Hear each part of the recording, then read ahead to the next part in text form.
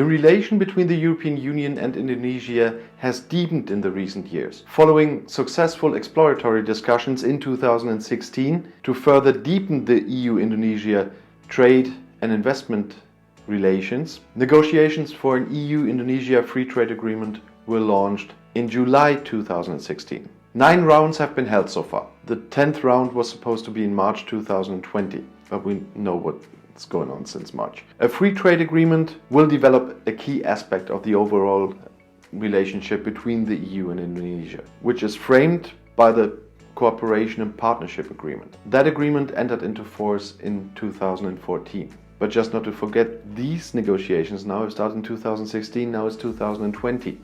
4 years already. So once again you see, it's not incompetence that it takes years. But if two partners want to discuss a free trade agreement, that takes time because there's things that have to be excluded from it. No matter how free that is, it will never be completely free. And so it will take time. But over many years, relations have been framed by the EC Cooperation Agreement with the Association of Southeast Asia Nations, we call ASEAN. This agreement was formalized in 1980. On this basis, economic and political discussions have been held regularly. Bilateral dialogues between the EU and Indonesia have included periodic reviews of political, economic and cooperation issues in senior official meetings. A framework agreement on comprehensive partnership and cooperation was signed in November 2009 and came into force in 2014. And this agreement provides the legal basis to engage and cooperate on a wide spectrum of things like human rights, political dialogue and trade. And now we're at the point where the EU and Indonesia are holding negotiations on a free trade agreement for 4 years already. And the ambition is to conclude an FTA that of course facilitates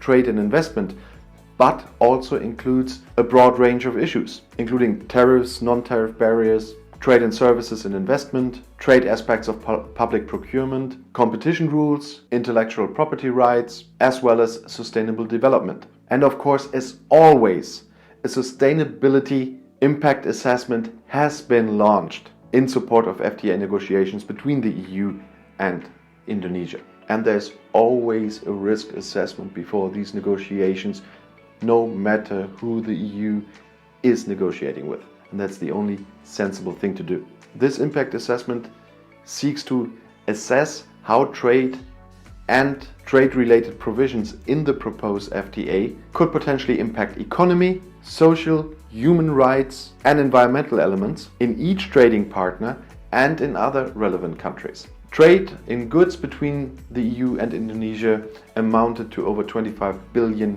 euros in the year 2015, with EU exports almost worth 10 billions and EU imports from Indonesia worth about 15 billions, resulting in an over 5 billion surplus for Indonesia. The EU is Indonesia's 4th largest trading partner. Indonesia's key export goods to the EU include agricultural products, which amounted to almost 5 billion euros in 2015. Other products exported by Indonesia to the EU are machinery and appliances, textiles and footwear of course, plastic and rubber products. Indonesia is the EU's 5th largest trading partner in Southeast Asia, but ranks only 30th in the EU general trade ranking. The EU exports mostly industrial products to Indonesia, including machinery and appliances, transport equipment and chemical products. Total bilateral trade and services between the EU and Indonesia amounted up to 6 billion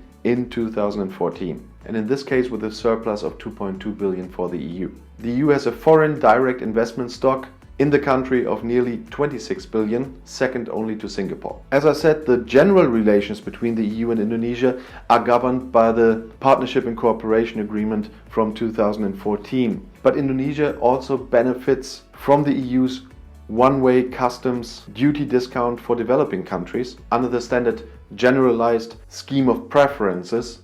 That's one part of the WTO you might have seen in one of my WTO videos. As I said, Indonesia is one of the 10 members of ASEAN and the 6th in that region to start free trade agreement negotiations with the EU. Before that, there were in 2010 Singapore and Malaysia, and in 2012 Vietnam, Thailand in 2013 and the Philippines in 2015. To date, the EU has completed negotiations for bilateral agreements with two of them, with Singapore in 2014 and Vietnam in 2015. And the other negotiations are still going on. These bilateral free trade agreements are supposed to be a building block towards a future EU-ASEAN agreement, because that's the EU's ultimate objective. Because ASEAN as a whole ranks at the 8th biggest economy in the world and is the EU's third largest trading partner outside of Europe, after the United States and China.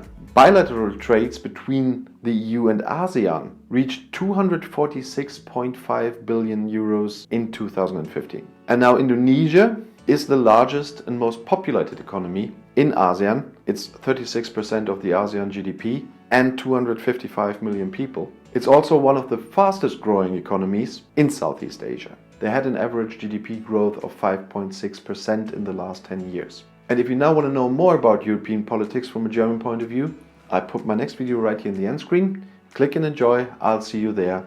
Viel Spaß!